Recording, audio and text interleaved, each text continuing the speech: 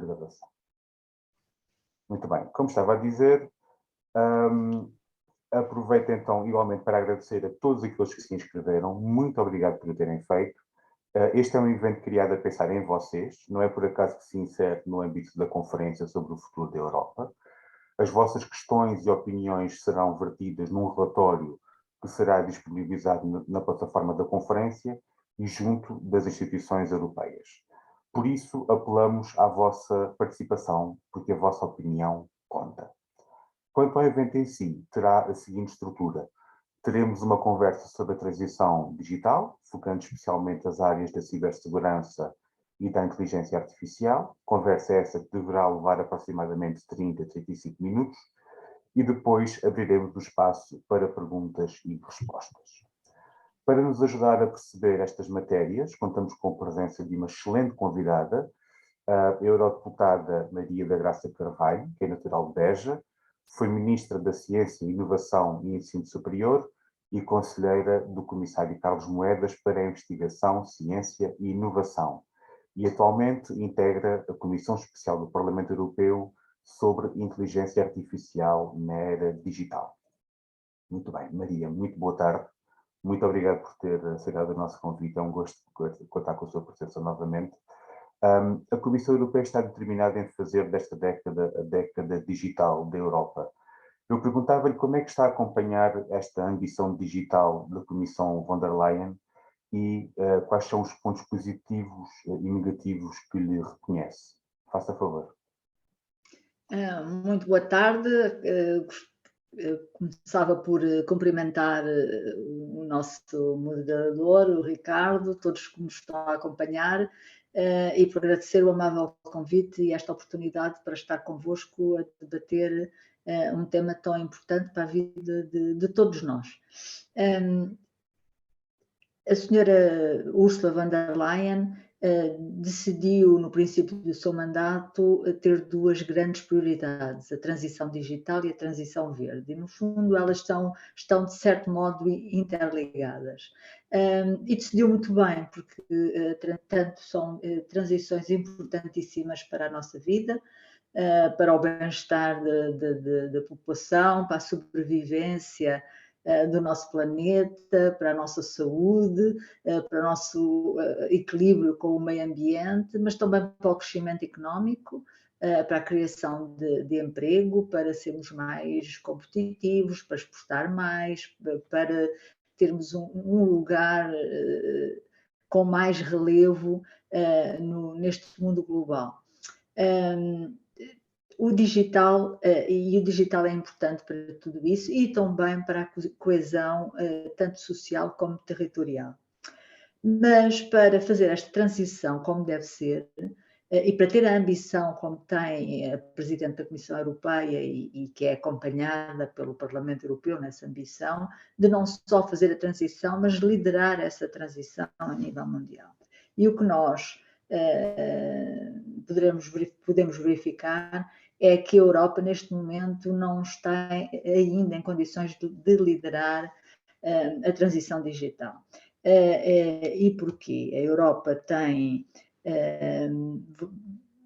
pontos fortes muito importantes, muito relacionados com a investigação fundamental em várias áreas, também no digital, tem investigação fundamental muito interessante, universidades muito boas, tem uma investigação fortíssima na área da biologia, da bio, daí as duas vacinas neste momento que estão mais inovadoras, tanto a da Moderna como da Pfizer, foram desenvolvidas, começaram a ser, uma foi inteiramente desenvolvida na Europa, a da Pfizer, e a da Moderna começou a ser desenvolvida na Europa e depois, para crescer, é que foi para os Estados Unidos. Portanto, isto mostra o grande poder da investigação fundamental na Europa. Mas na área digital, que temos essa capacidade de investigação fundamental, falta-nos várias coisas. Falta-nos infraestruturas, nós não temos infraestruturas que cubram todo o nosso território na área digital infraestruturas modernas e, portanto, tanta cobertura de internet como agora o 5G e a preparação do futuro 6G para todo o território europeu. E este é o primeiro reparo, é que não nos podemos atrasar na questão do 5G, porque isso vai nos dar, portanto, a infraestrutura, a capacidade de estar conectados em alta velocidade, o que é importantíssimo para o digital. Essa é a primeira questão em que não nos podemos atrasar, e, portanto, toda a parte de infraestruturas. Mas não é só nas conexões, é também na questão da capacidade de cálculo, na capacidade de supercomputação, em que estamos até agora, temos estado bastante atrasados, por exemplo, comparados com os Estados Unidos, temos pouco poder de supercomputação e daí a Europa ter decidido dotar o seu território de um conjunto de supercomputadores, uma rede de supercomputadores. Eu fui relatora desse relatório e que nós vamos em Portugal ter um desses supercomputadores que vai ficar sediado no Minho, mas que cobre todo o território nacional e está ligado à rede de supercomputadores da Europa. Portanto, isso é uma capacidade de cálculo que é importantíssima, de cálculo de armazenamento de dados, com imensas aplicações e que também faz parte deste conjunto de infraestruturas. O segundo ponto em que nós temos um atraso em relação ao resto do mundo, Sudoeste Asiático e Estados Unidos, é nas competências digitais. E eu aqui nas competências digitais dividi em dois capítulos. Um é competências nos especialistas, portanto, engenheiros informáticos, programadores, engenheiros de redes e telecomunicações. Portanto, que temos escolas muito boas e temos engenheiros muito bons, mas não são em número suficiente. Portanto, quem diz engenheiros diz técnicos. Portanto, precisamos de mais. E uma das razões em que nós iremos ter dificuldade em aumentar de um momento para o outro, para já o sistema de números clausos para as entradas das universidades que devíamos, de certo modo, rever em relação a determinadas áreas que são essenciais para o nosso bem-estar e para o nosso crescimento, como é a área digital, e, portanto, devia haver aqui uma lógica diferente para estas áreas. Isso é uma questão, falando no caso português, mas a outra questão é que temos que atrair jovens para estudar nestas áreas, e o que se vê em toda a Europa é que não é a quantidade de jovens que escolhem estas áreas da digital não é muito grande, e uma das razões porque não é muito grande é que temos uma percentagem muito reduzida de mulheres a escolher estas áreas. Nas áreas do digital, só 22% dos estudantes europeus é que são mulheres. Não, desculpem, 22% são os profissionais. Nos estudantes é menos que 22%, são 17%. Quer dizer que a situação não está a melhorar, está a piorar, não é? Temos mais profissionais do que temos estudantes nas universidades e nos institutos politécnicos. Portanto, há aqui algo a fazer, porque estamos a desperdiçar quase metade da população para uma área que é tão importante. Mas, além disso, temos as competências básicas de toda a população. E isso é uma grande tarefa, não é? A nossa população tem que adquirir as suas competências que lhe permitam, no dia a dia, lidar com o digital. Não é simples, mas é urgente fazer. Os planos de recuperação e resiliência, um dos objetivos que apontam é exatamente essa capacitação da população. O plano português tem esse objetivo, capacitar na próxima década uma grande percentagem da nossa população. É uma tarefa que, por muitas razões, não é simples. Muitas pessoas nunca lidaram com a área digital, é difícil fazer essa transformação, e depois também não temos professores que cheguem, não é? Porque se não temos técnicos, geralmente até nas escolas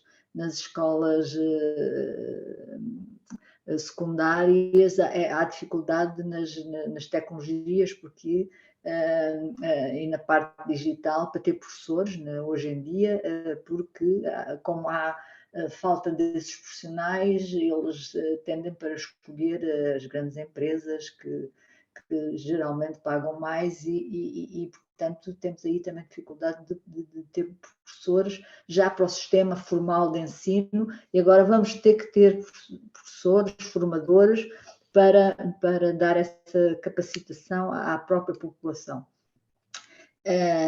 E, portanto, mas só com uma população com um mínimo de competências se consegue fazer esta transição digital para que as pessoas não fiquem para trás e que possam fazer a sua vida. Se vamos ter a administração pública digitalizada, a saúde digitalizada, a compra de medicamentos digitalizada, as compras feitas online, as pessoas têm que saber lidar com esses, no seu dia-a-dia, com essas realidades. Depois, há um terceiro ponto que também é preocupante, que embora a Europa tenha desenvolvido e investigação fundamental muito importante nesta área, assim como tem noutras, abandonou um pouco a investigação mais aplicada e a capacidade de produzir, de fabricar.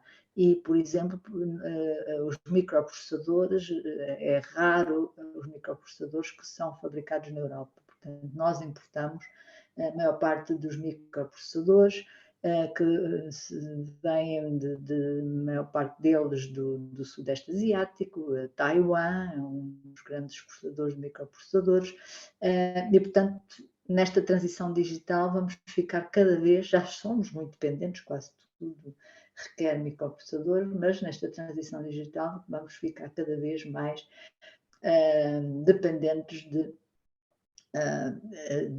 dessa importação, caso não transformemos esta realidade de não produzir, não fabricar. Portanto, temos que reganhar esta cultura de fabricar, né, em várias áreas e nesta área do digital. Por último, para tudo isto, principalmente relacionado com esta questão do fabricar mais na Europa, temos o problema das matérias-primas críticas que são necessárias para a maior parte das tecnologias, destas novas tecnologias relacionadas tanto com a transição verde como com a transição digital, que não existem na Europa. Por exemplo, destas matérias-primas críticas, por exemplo, para a área da robótica, só 2% existe, neste momento só 2% são de origem europeia, todo o resto é importado. Portanto, aqui mais uma fragilidade da Europa. Portanto, tudo isto tem que ter solução. Este último ponto, quanto a mim, é o ponto mais difícil de resolver. Os outros são trabalhosos, são grandes desafios, mas conseguem-se, não é? Portanto, mais formação, entre mais jovens para a área, portanto, já o fizemos noutras áreas, seremos capazes de fazer também para o digital. Agora, este das matérias-primas é complicado, porque nós temos alguns países que têm algumas dessas matérias-primas, mas a extração dessas matérias por vezes tem impactos ambientais grandes, e a nossa população, e em muitos casos bem, não aceita as questões de exploração mineira nas suas regiões, e portanto estamos a ver o caso do lítio, que é uma dessas matérias que é essencial, por exemplo, para o caso das baterias. Em Portugal tem lítio com alguma expressão e pode-se dizer mesmo em abundância, mas que se tem criado alguma contestação por parte da população em relação aos planos para a exploração de lítio. Claro que tem que ser feito com muito cuidado, tem que ser feito com um grande estudo de impacto ambiental, com compensações para as populações, mas de qualquer maneira não há soluções ainda, não há formas de explorar minérios de uma forma verde, sustentável, com muito poucos impactos ambientais. Isso ainda não é possível e, portanto, haverá sempre esse impacto. E, portanto, é aqui uma decisão difícil de tomar. Portanto, como eu vos disse, destes pontos todos, que são os pontos fracos nesta liderança digital, este parece-me o mais complexo de resolver. Tem a solução é fazer um mapeamento, portanto, toda a Europa em relação a estas matérias-primas e ver os sítios em que, na verdade, há menos impacto, que impacta menos nas populações.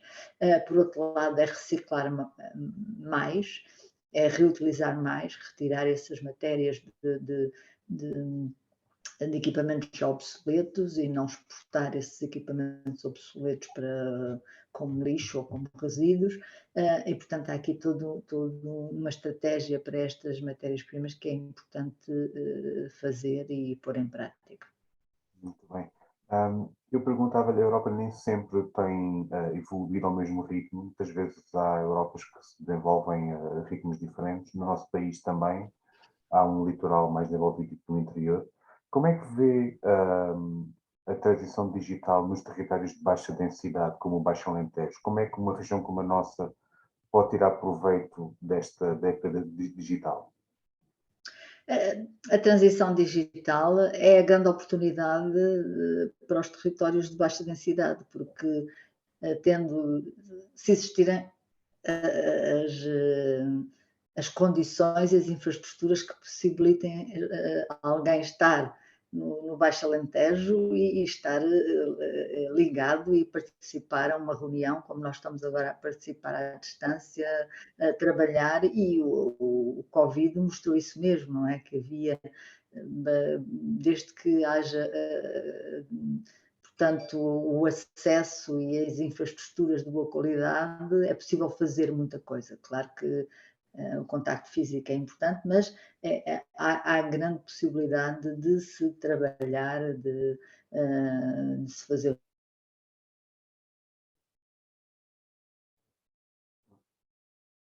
Maria, acho que por instantes. Agora, peço só que ligue o microfone, por favor, Maria. Não fui eu. Pronto, o que eu estava aqui a dizer é que para que isso aconteça, que viver no Alentejo e trabalhar para uma multinacional em Londres ou em Frankfurt é possível, e tem grandes vantagens para quem vive num lindo sítio com qualidade do ar, um bom clima, boas condições ambientais, mas só será possível se nós aproveitarmos bem o plano de recuperação e resiliência e os novos fundos estruturais para criar as redes de ligação e de interligação necessárias para que isso aconteça. Portanto, é preciso ter muito atenção de que, por exemplo, o 5G não seja para cobrir todo o território, deverá ser para cobrir todo o território. Portanto, o digital deverá estar para todo o território. No outro dia tive uma conferência semelhante a esta em Miranda do Douro, e alguém também remotamente, e alguém da assistência disse-me: senhora deputada, mas está a falar em 5G, a minha casa nem 2G consigo ter, portanto a realidade é muito diferente, mas isso é algo que se tem que exigir como talvez a primeira prioridade, porque a partir daí tudo fica mais simples para atrair pessoas, para trabalhar, e portanto é a grande oportunidade de tornar uma Europa mais coesa, esta cobertura com infraestruturas digitais de todo o território. Muito bem. Eu aproveito para relembrar então as pessoas que estão a assistir a esta sessão, esta conferência sobre o futuro da Europa. Podem ir colocando também as vossas questões no nosso Facebook. Já temos aqui alguns comentários, nomeadamente da professora Susana Moreira, que é professora no Agrupamento de Escolas de Serpa, e que corrobora exatamente aquilo que a professora estava a dizer. Há muitos locais onde o sinal é péssimo, ou nem existe. Nas escolas, no tempo do confinamento, foi muito difícil conectar todos os alunos e todos os professores, mas também refere que nas escolas a capacitação digital está a desenvolver-se a grande velocidade. Esta é a opinião da professora Susana Moreira, que ainda já agradecemos, e reitero aquilo que disse no início, podem colocar as vossas questões também na nossa página no Facebook. Muito bem, professora. Então, sendo assim, íamos entrar na parte da inteligência artificial. Eu, ao preparar esta conferência, deparei-me com uma definição de inteligência artificial e pedi que referisse se ela é correta ou não. Então, dizia assim: inteligência artificial serão sistemas informáticos desenvolvidos para interagir com o mundo, com comportamentos e capacidades que julgamos serem essencialmente humanos. De forma muito resumida, seria isto. As pessoas geralmente têm uma ideia muito romântica do que é a inteligência artificial. Geralmente, quando se fala em inteligência artificial, pensamos em robôs. Essa é muito associada à ficção científica, mas a robótica é uma ínfima parte da inteligência artificial. E ela está muito mais presente nas nossas vidas do que nós pensamos. Nos tradutores online, nas caixas de chat, nos chats onde fazemos compras, nos pontos de controle no aeroporto, nas portagens. O que eu lhe perguntava é como é que acha que a inteligência artificial vai evoluir a partir daqui? Como é que poderá ser em áreas como a saúde, os transportes ou mesmo os serviços públicos?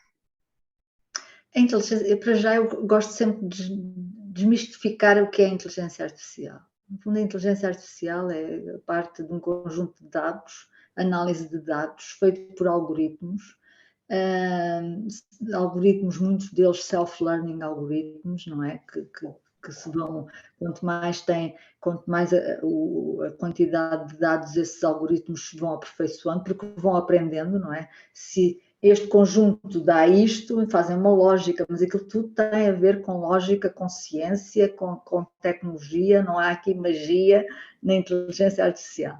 Portanto, além do algoritmo, da análise dos dados, das bases de dados, há depois também questões da robótica, há identificação da fala, há a visão. Portanto, há uma série de tecnologias, mas que são tecnologias, quer dizer, não, nada de complexas, mas não transcendentes, que tudo junto pretendem ajudar no nosso dia-a-dia e a resolver problemas complexos, não é?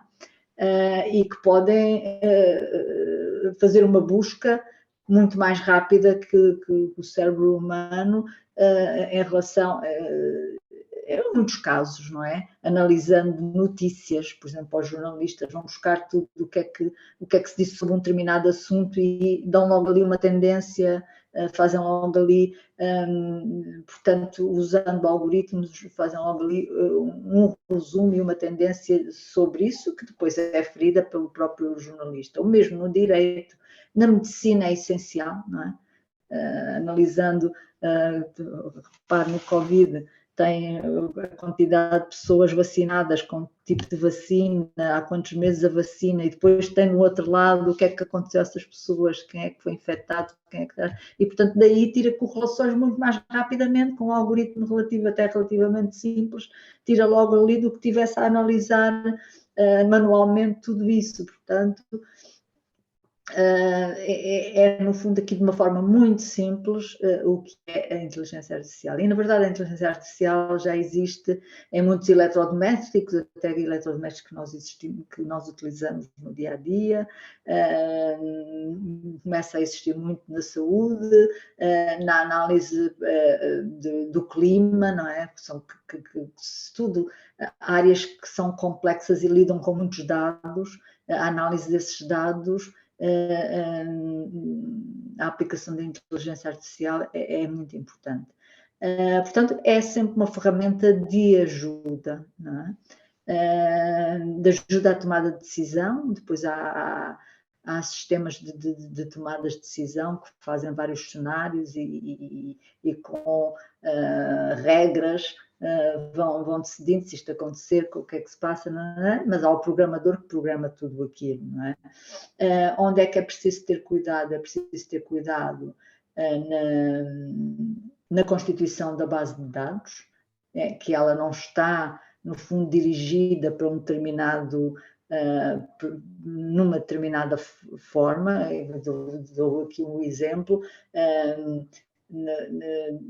Se muitos criticam que muitas bases de dados têm muito mais informações sobre comportamentos e sobre características dos homens do que das mulheres.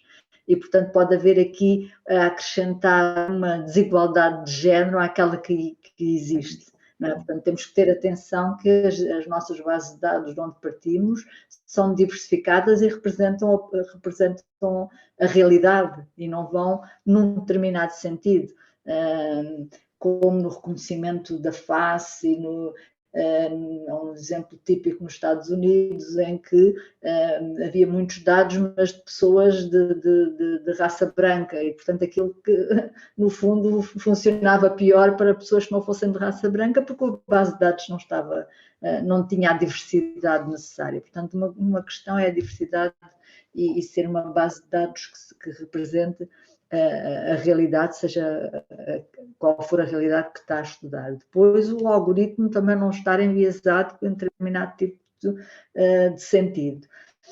E, portanto, é aquilo que se chama bias, não é? E depois também há os bias inconscientes, é preciso, mas já há métodos para tentar que não haja tantas bases de dados como os algoritmos que sejam levados para um determinado direção e não outro. Mas, no fundo, isto também, se tivermos o humano a fazer as contas e a decidir, também a sua cultura e a sua experiência também o leva pode o levar num determinado direção mais do que outra. Portanto, não é muito diferente da inteligência que não é artificial. Portanto, é algo que se vai desenvolver muito rapidamente, que precisa de ter estes princípios científicos sólidos, que precisa, além disso, de ter princípios éticos também muito sólidos e muito bem estruturados, como qualquer das novas tecnologias, dos novos descobrimentos científicos e das novas tecnologias. A ética é importantíssima, como é na biologia. É a ética que é a base da biologia, porque hoje já é possível fazer muita coisa que depois a ética não o permite, não é? Portanto, há princípios éticos dos cientistas que é importante seguir, assim como na inteligência artificial. Portanto, eu não vejo nenhum problema, nem nenhuma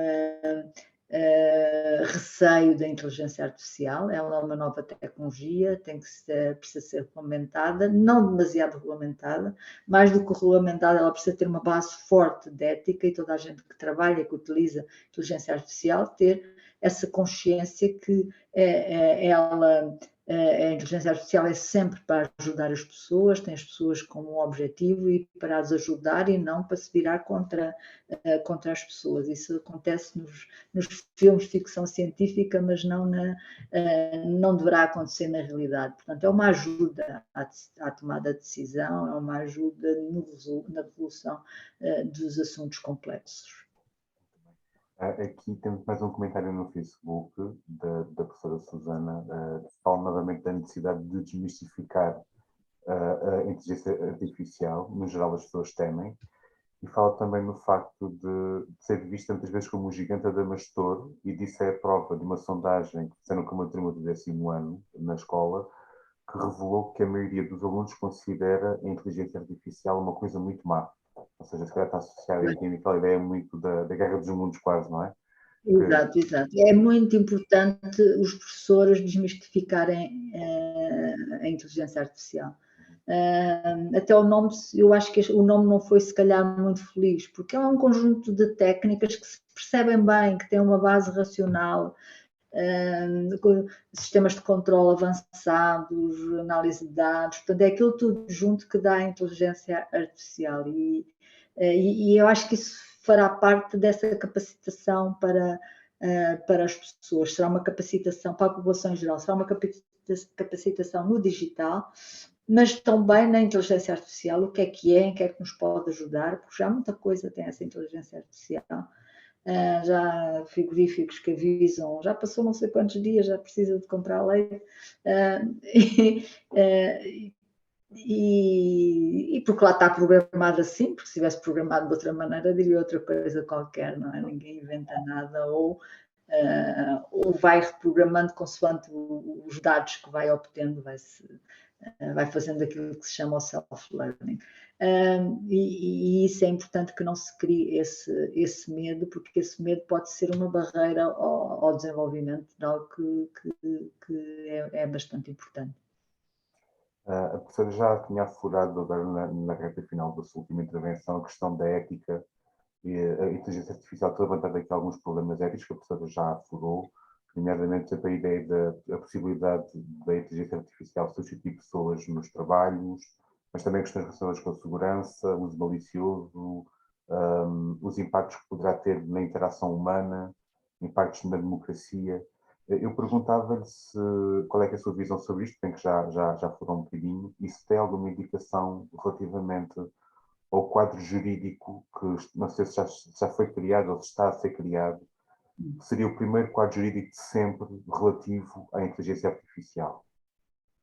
Sim, o quadro jurídico da inteligência artificial já foi proposto pela Comissão Europeia, está neste momento a ser preparado o relatório do Parlamento Europeu, e há um relatório de iniciativa que tem a estratégia e os princípios comuns, que foi agora publicado, e agora vai ser desenvolvido a proposta do Parlamento Europeu de emendas ao documento da Comissão Europeia, não é? Portanto, eu penso que até ao verão ficará pronto este quadro jurídico da inteligência artificial. Como disse, a questão da ética é muito importante em tudo isso.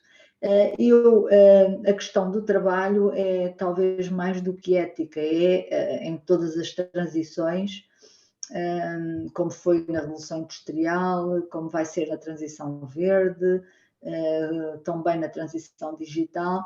Há empregos que desaparecem, mas há outros que se criam.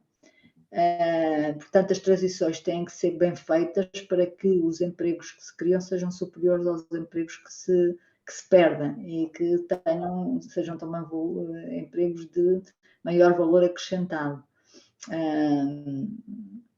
E daí essa importância de dar as competências, de ter as infraestruturas para o nosso país, porque imagine que se dá a digitalização e a robotização de agricultura e indústria e que conseguem fazer e dispensar mão de obra, mas depois não há as infraestruturas que permitam criar pequenas e médias empresas inovadoras de projeto, de outros assuntos que permitam, por exemplo, atrair e criar empregos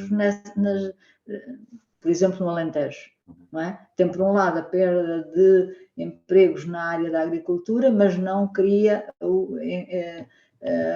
outros empregos que até teriam valor acrescentado e atrair pessoas e que dinamizam a economia, porque não se fez o investimento nas infraestruturas necessárias e não se deu a capacitação à população em geral. Portanto, isso é uma transição mal feita, não é? Assim como a transição verde,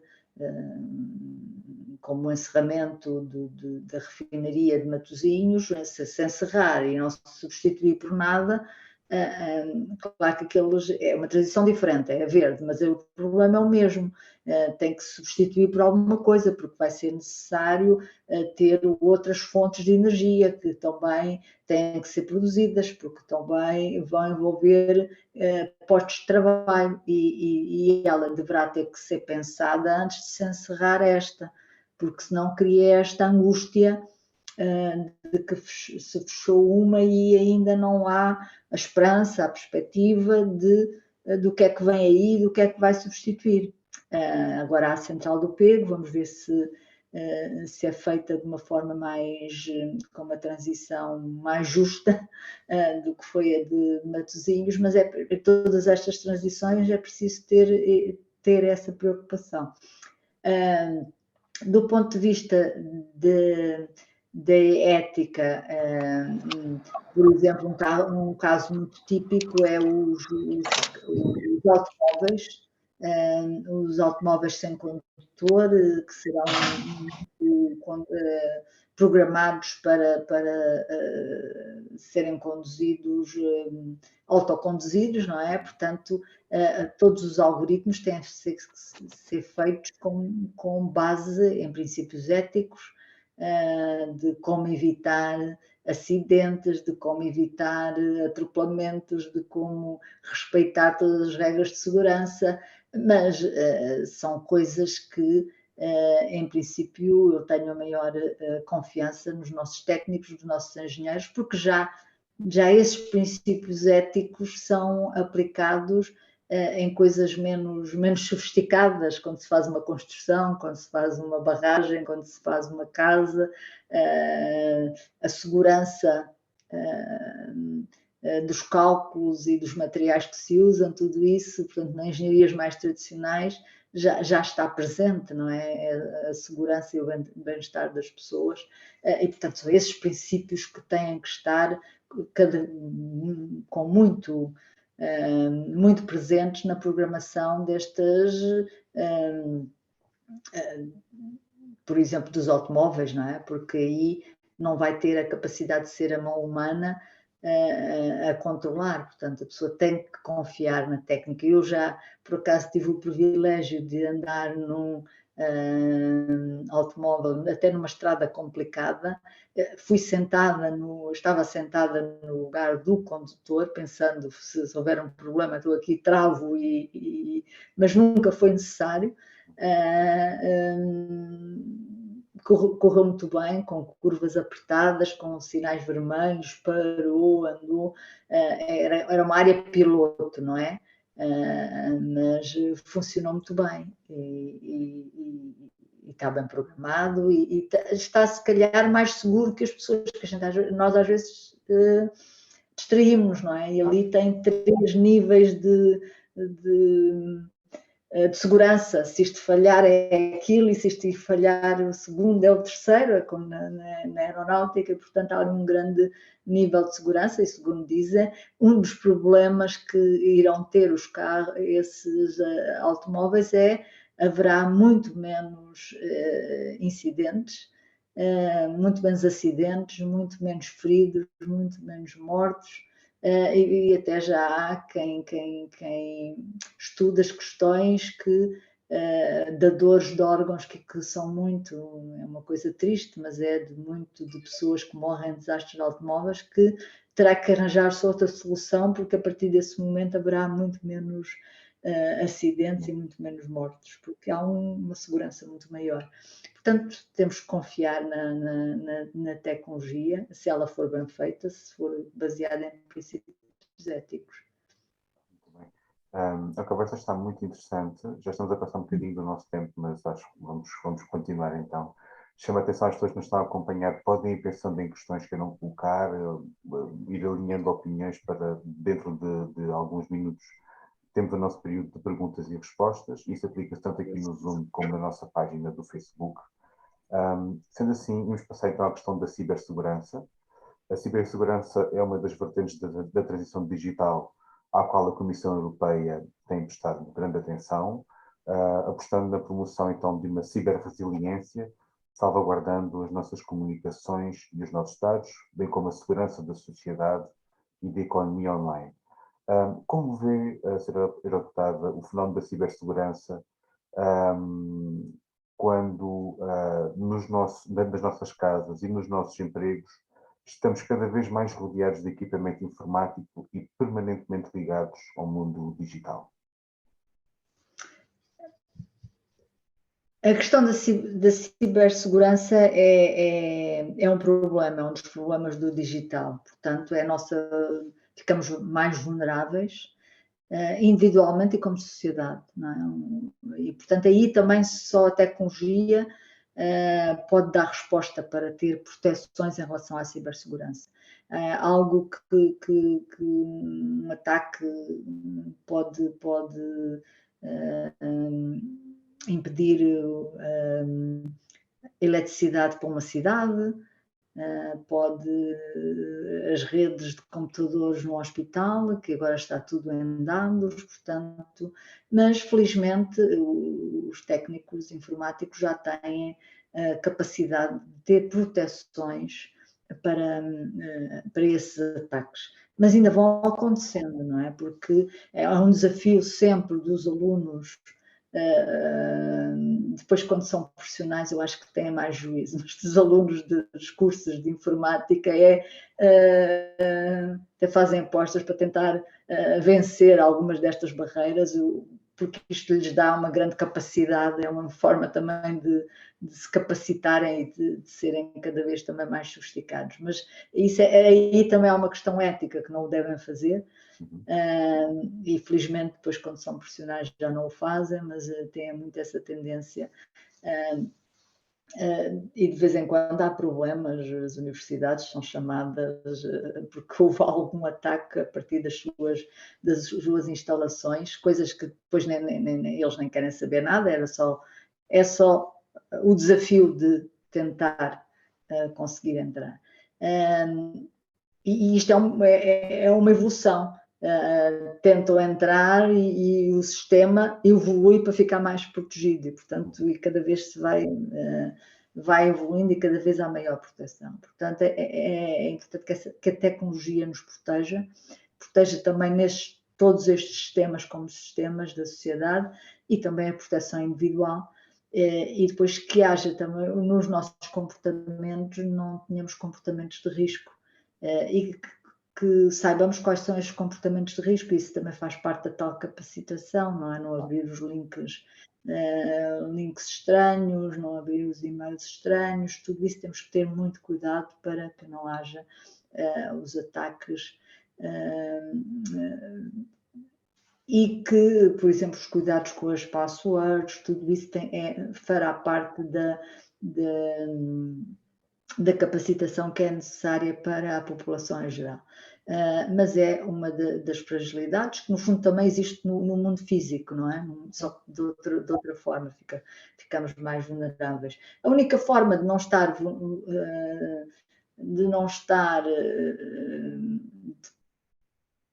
não ter nenhum risco é estar desligado, mas ninguém neste momento pode estar desligado e, portanto, tem que se correr algum risco e também confiar na tecnologia, mas está protegido com todos os softwares de proteção, que são cada vez mais sofisticados, também porque assim que alguém descobre como é que ele funciona, eles têm uma nova versão para ficar mais sofisticado. E, portanto, temos que confiar nessa tecnologia.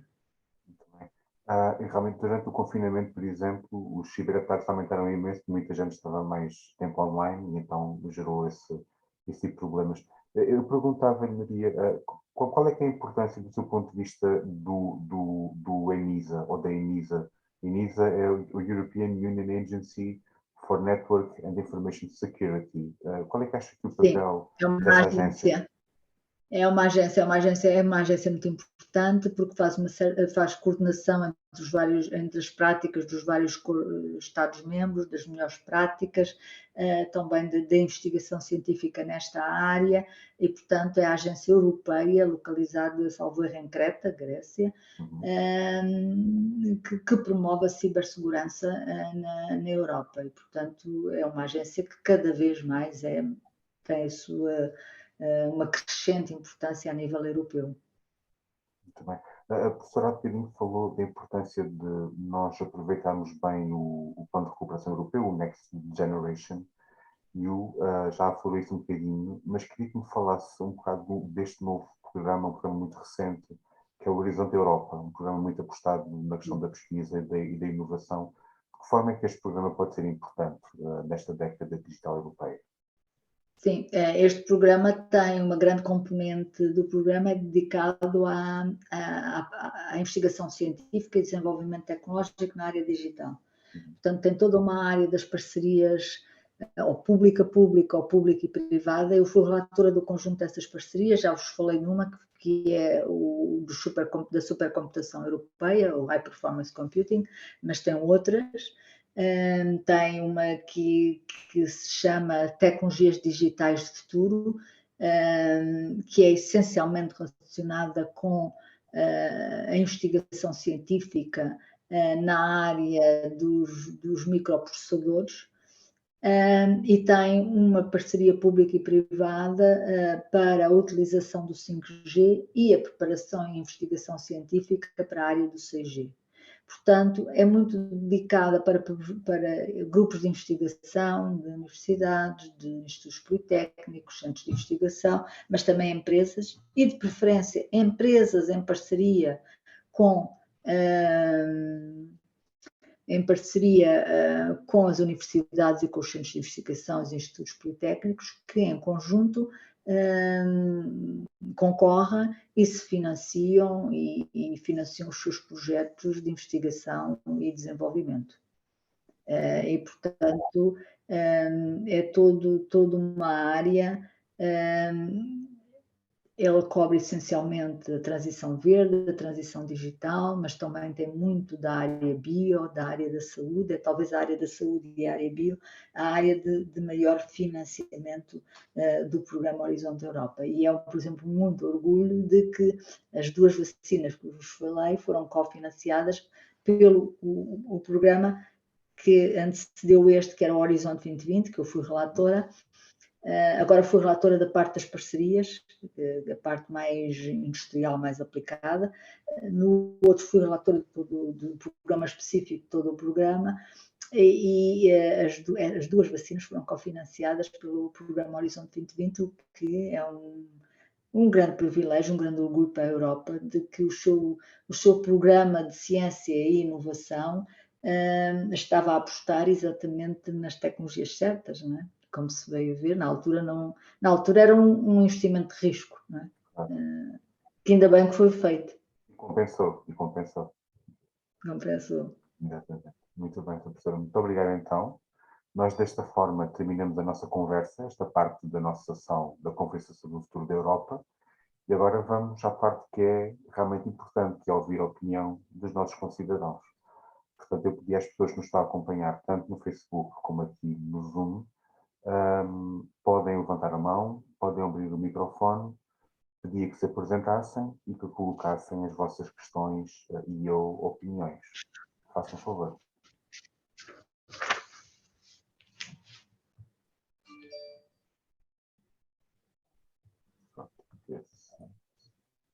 Podem também colocar através da caixa de comentários no Facebook. Temos aqui já um conjunto de comentários que já tive a oportunidade de partilhar, da professora Susana Moreira. Não sei se das pessoas estão a acompanhar. Posso fazer uma questão? Força. Elizabeth, força. Sim, boa noite. Meu nome é Elizabeth, eu sou formadora, não sou da área das ciências, mas tenho interesse na parte sobretudo, da inteligência artificial. E a primeira questão que eu gostaria de colocar tem a ver com as competências digitais. Estão a ouvir-me bem, não estão? Sim, perfeitamente. Sim. A doutora Maria da Graça Carvalho disse que poucas mulheres escolhem um curso na área digital. E eu gostaria de lhe perguntar porquê é que acha que são poucas as mulheres que seguem essa área? E gostaria também de perguntar se prevê que essa tendência mude num futuro próximo, tendo em conta que as crianças e os jovens até aos 20, 25 anos são já nativos digitais, ou seja, estão já preparados praticamente desde que nascem para trabalhar e lidar com essas tecnologias digitais porque estiveram expostos a elas desde sempre. Esta seria então a minha primeira questão. Muito obrigado, Elizabeth. Uma questão muito importante.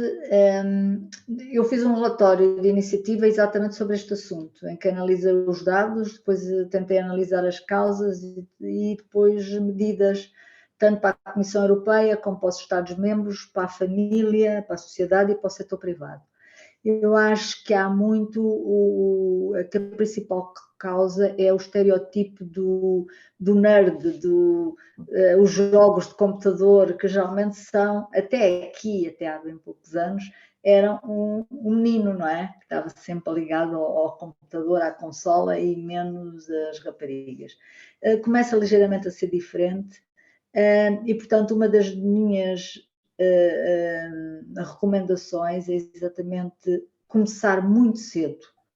Este tipo de gosto pelas coisas, não estou a dizer a escolha exatamente do curso ou da profissão, mas o gosto pela área em que se vai,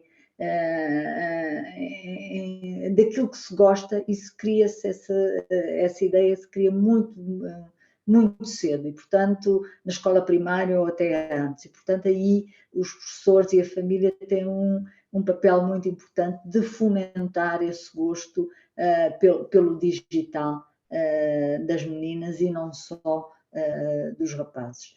Depois, há outra fase, já um bocadinho quando começa a adolescência, que é muito o modelo, o role model, portanto, a figura pública. E aí nós temos poucas mulheres, não há muitas, e as que há não têm grande visibilidade na comunicação social, tanto nas notícias como até na própria ficção.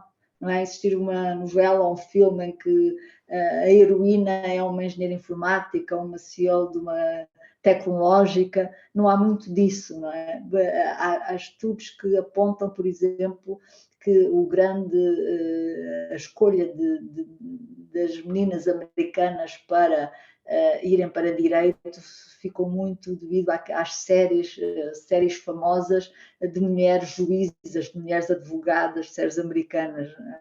E isso tem muita influência, portanto, também toda a zona do média, do entretenimento, tem um papel aqui também muito importante para atrair, chamar a atenção para estas áreas para as raparigas.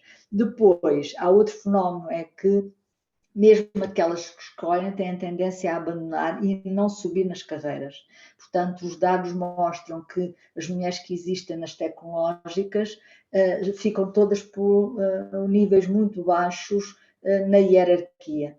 E aí, porque não há massa crítica suficiente, portanto, os júris, as promoções não são feitas por mulheres, são feitas essencialmente masculinos, porque a maior parte são homens, e portanto até se criar essa massa crítica tem que haver aqui um incentivo positivo para que as mulheres continuem nesta área, não abandonem a área para outras, e uma especial atenção para as questões das promoções, não é? Tanto nos júris, ter júris mistos, isto nas empresas, nas universidades, para que haja, como de início, uma discriminação positiva para atrair as mulheres, que depois não é necessária essa discriminação positiva, porque as mulheres são tão capazes como os homens, mas de início é preciso haver aqui alguma atenção para atrair as mulheres para as áreas e depois mantê-las e que elas façam progressão na carreira. Muito bem. Magui, muito obrigado pela sua Obrigada. resposta. Muito obrigado, Elizabeth, pela questão. Não sei se há mais alguém que queira colocar alguma questão. Por favor, estejam à vontade. Podem abrir o microfone, apresentar-se e colocar a questão. Eu tenho mais umas quantas. Não sei se as outras pessoas não têm, mas eu tenho mais umas quantas. Então, força, Elizabeth. Quando falou da transição digital como uma oportunidade para os territórios de baixa densidade ao nível do emprego, eu concordo consigo. Pronto, eu acho que é uma boa possibilidade de as pessoas, por exemplo, poderem estar no campo, trabalhar para uma multinacional ou trabalhar para uma empresa fora da região onde estão a viver. Isso poderia trazer qualidade de vida para as pessoas. Eu concordo com isso tudo, mas nós estamos a falar de multinacionais, não é? E quando nós pensamos em empresas nacionais, por exemplo, aquilo que eu vejo é que a transição digital a este nível é vista com desconfiança. Mesmo em tempos de pandemia, houve pessoas que tiveram muita resistência, houve empresas em que houve resistência a deixar trabalhadores que podiam estar a trabalhar a partir de casa, deixá-los trabalhar em casa, ou supervisionava-se os trabalhadores muito mais do que deveriam ser supervisionados porque achavam que não tinham mão neles, ou seja, há uma certa desconfiança relativamente ao trabalho que é feito remotamente, não é? Independentemente do trabalho a parecer feito e às vezes de maneira muito melhor do que se fosse feito na empresa, não é? Eu pergunto se não seria necessária uma sensibilização junto das empresas para os benefícios de uma transição digital a este nível. O que é que acha desta área? Concordo perfeitamente na sensibilização, porque eu penso que haverá tendência para desaparecer, mas de qualquer maneira essa capacitação não é só para as pessoas da sociedade em geral, é também para os empresários e quem está à frente das empresas também precisa ter essa capacitação na área digital pelos benefícios do trabalho à distância, em determinadas condições. E, portanto, também concordo consigo que em Portugal ainda há alguma desconfiança e que é preciso essa sensibilização e também alguma forma de trabalhar à distância, porque tem que haver mecanismos de organização do trabalho que são ligeiramente diferentes do que se for fisicamente. Eu ia pedir para talvez juntarmos as perguntas todas e depois eu respondia, está bem? Ok, eu posso fazê-las todas, sim. Antes de passar a palavra à Elizabeth, tínhamos aqui mais um comentário no Facebook, já agora, da professora Susana Moreira. Ela diz que algumas empresas em Portugal têm fomentado e promovido o gosto digital nas mulheres. Uma dessas empresas é a Glint. Eu confesso que não conheço, mas não queria deixar aqui de partilhar esta indicação. Elizabeth, faça favor. Eu tenho então só mais duas grandes questões e peço desculpa por estar a monopolizar aqui Tudo bem. as perguntas e respostas. Eu gostaria de fazer uma questão também relativamente aos princípios éticos na inteligência artificial. De facto, é importante que haja princípios éticos no desenvolvimento dessa inteligência artificial, para que ninguém vá mais longe do que aquilo deve ir, não é? Ninguém perca a noção dos limites. A questão é, como é que será possível garantir que todos os países que trabalham no desenvolvimento de inteligência artificial sigam os mesmos princípios éticos? Isso, de facto, eu acredito que isso seja possível fazer ao nível da União Europeia, não é? A questão é como é que nós podemos garantir isso a nível mundial, quando nós sabemos, porque foi falado que de facto na biologia haviam princípios éticos que não eram ultrapassados, mas nós conhecemos casos em que esses princípios éticos foram ultrapassados, não é? Em alguns países foi permitido que se ultrapassassem esses princípios éticos. A questão é como é que nós podemos garantir que esses princípios éticos não sejam ultrapassados, mesmo que os europeus cumpram esses princípios éticos, que isso depois não vai ser completamente visto com desdém por qualquer outro país que tenha esse tipo de capacidade. A segunda questão que gostaria de colocar tem a ver com a questão das pessoas, dos trabalhadores que poderão perder o emprego proximamente, nos próximos anos, que saiu um estudo que dizia daqui a uma década ou 2 décadas teriam já sido perdidos uns bons milhares de empregos a nível mundial devido à inteligência artificial. A questão está, sim, é verdade que sempre que há uma transição e sempre que há uma mudança, há sempre quem sofra com essa mudança, há sempre empregos que se perdem, mas há novas oportunidades que surgem. Isso é normal, sim.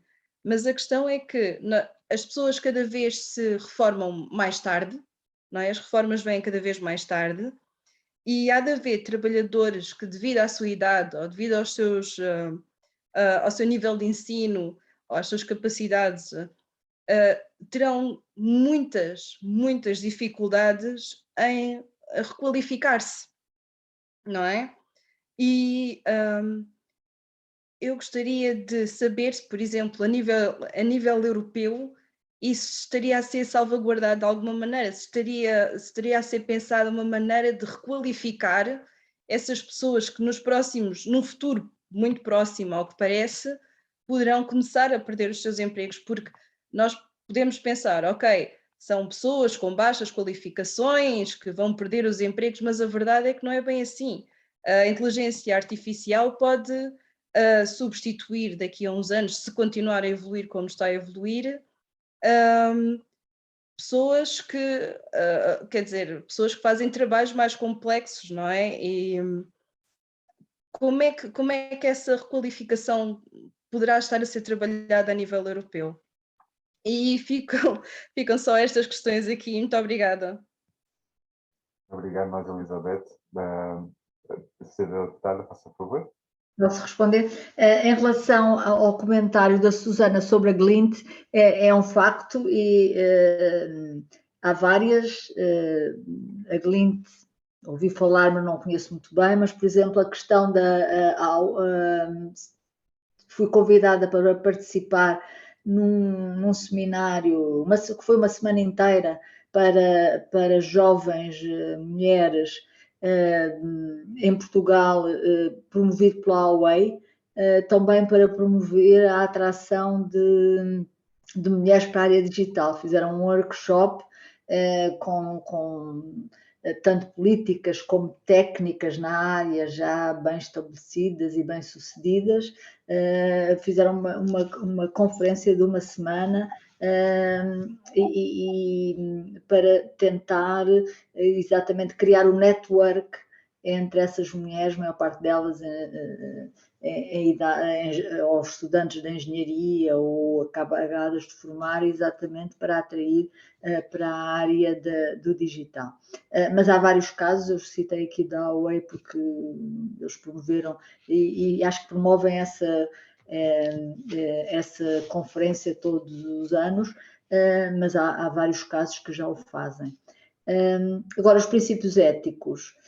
Os princípios éticos da Elizabeth tocou aqui num ponto essencial, no IA, na inteligência artificial, mas também na biologia. Uma das preocupações da Comissão Europeia é que os seus princípios éticos haja uma correspondência nos países com quem tem relações ou comerciais ou relações científicas, é uma condição absoluta, não é? Portanto, a Comissão, nós só cooperamos cientificamente com países que têm os mesmos estándares de ética nas ciências e nas novas tecnologias. E isso é algo que está muito bem estabelecido a nível europeu, há uma avaliação ética de todos os projetos científicos, há um grupo europeu de ética nas ciências e nas novas tecnologias, que tenta fazer, há uma rede desses grupos dos vários países do mundo que têm este tipo de preocupação, Estados Unidos, mas também os países africanos. Nós temos muitos projetos com países africanos e os países que não têm esses grupos de éticas e essas preocupações éticas, um dos trabalhos é, no fundo, essa capacitação na área ética, mas há outros países que não seguem estes mesmos princípios e, por exemplo, eu estive numa reunião já aqui há anos sobre biotecnologia em que o ministro da economia desse país, não vou dizer qual é o país, mas é um país bem longe de nós, que enquanto nós nas nossas apresentações dizíamos que todo o nosso trabalho era baseado em valores e em princípios, ele no seu discurso disse: venham investir no nosso país, porque aqui não tem as complicações resultantes dos princípios éticos e, portanto, podem investir à vontade, fazer as vossas... não há avaliação ética como se isso fosse uma barreira e, portanto, penso que a situação também já terá mudado mesmo nesse país, mas isso faz parte da nossa cooperação, da nossa diplomacia científica, que os vários países tenham estándares semelhantes aos nossos. Não temos, não pensamos que somos os únicos que temos os valores e a ética. Felizmente, a maior parte do mundo segue também os seus princípios e os princípios éticos. E, por exemplo, é uma preocupação muito grande agora, por exemplo, nos acordos com os Estados Unidos, os acordos tecnológicos. Foi agora reaberto novamente a vontade de fazer acordos de tecnologia entre os Estados Unidos e a União Europeia. E eu estive há muito tempo que não fazia nenhuma missão, estive agora nos Estados Unidos, exatamente em Washington, por causa deste acordo a nível tecnológico, e os princípios importantes que tanto do lado de lá como do lado da União Europeia querem cooperar é a base ética. Não é? Porque se nós tivermos uma base ética e depois daí vem toda a parte dos standards, já é uma grande ajuda para as nossas relações comerciais. Não é? Portanto, é a base a partir da qual se pode depois fazer comércio entre dois blocos, porque se os nossos princípios éticos forem completamente diferentes, como é que nós vamos trocar automóveis sem condutor quando os princípios éticos que desenvolveram esses automóveis são completamente diferentes? Portanto, é a base, é esses princípios éticos, e portanto foi uma das grandes conclusões, é que exatamente neste foram criados grupos de trabalho, e este é um dos grupos de trabalho que muito importante é que haja aqui um entendimento comum destes princípios éticos em que as novas tecnologias são desenvolvidas. Depois, a Comissão Europeia está a trabalhar muito nesta questão da requalificação das populações, está a pedir e a exigir, e o nosso plano de recuperação tem lá isso e tem lá metas, para a requalificação da população em termos digital e de inteligência artificial. Não vai ser, como eu já disse, não vai ser simples, mas tem lá metas. As metas que estão nos planos do governo português até são metas bastante ambiciosas. Portanto, temos aqui que ter um papel muito importante dos nossos institutos politécnicos, das nossas universidades, nas nossas escolas profissionais, nas nossas escolas secundárias para ajudarem a fazer esta requalificação da população. Portanto, há financiamento para isto, não é? Portanto, chama a atenção no plano de recuperação. Muito bem. E agradeço muito, foi uma conversa muito interessante. Não, muito obrigado. Muito obrigada. Obrigado nós pela sua presença. Não sei se há mais alguma questão que alguém queira colocar, entretanto. No Facebook, creio que não temos mais questões. Não, de facto, não temos. Bem, sendo assim, eu acho então que daríamos por concluída a nossa sessão no âmbito da Conferência sobre o Futuro da Europa, que foi uma conversa muito interessante e muito frutífera. Um agradecimento especial a todos aqueles que participaram nesta sessão e, obviamente, um agradecimento ainda mais especial à Sra. Deputada Marita Graça Carvalho. É sempre um gosto de contar com a sua presença. Desejo as melhores felicidades. Espero que possamos repetir este encontro com uma oportunidade no futuro. A nós resta-nos agradecer então a todos. Uma boa noite para todos e saudações europeias. Muito obrigado. Obrigada. Obrigada. Boa noite, muito obrigada. Boa noite. Obrigado, nós.